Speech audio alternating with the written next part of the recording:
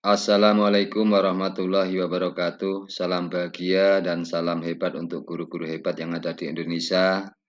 Izinkanlah saya memperkenalkan diri. Nama saya Amrul Hidayat SPD, calon guru penggerak Angkatan 11 di Oku Timur.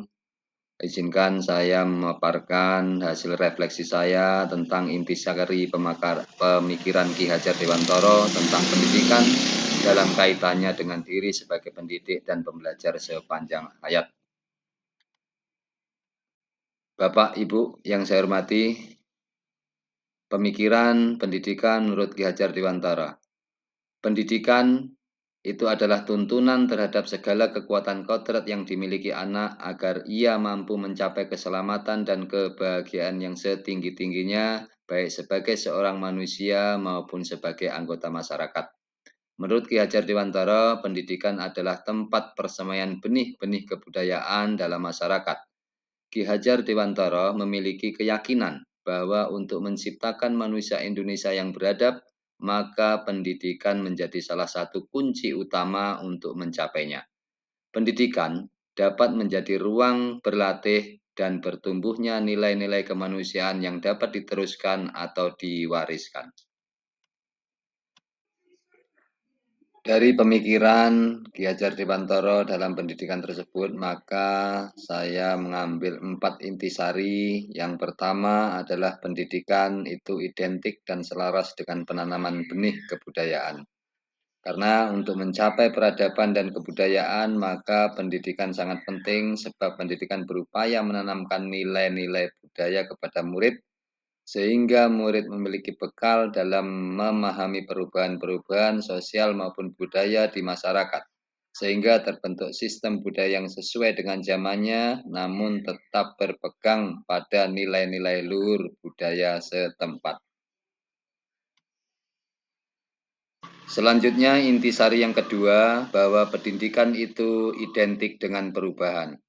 Pendidikan bertujuan menjawab tantangan zaman dengan segala perubahan-perubahannya. Maka pendidikan seyogyanya terus mengalami perubahan baik secara filosofis, tujuan, metode, strategi, pendekatan pembelajaran yang sesuai dengan zamannya, dengan tetap memperhatikan murid dan karakteristiknya, dan tetap mempertahankan nilai budaya yang ada di lingkungan setempat.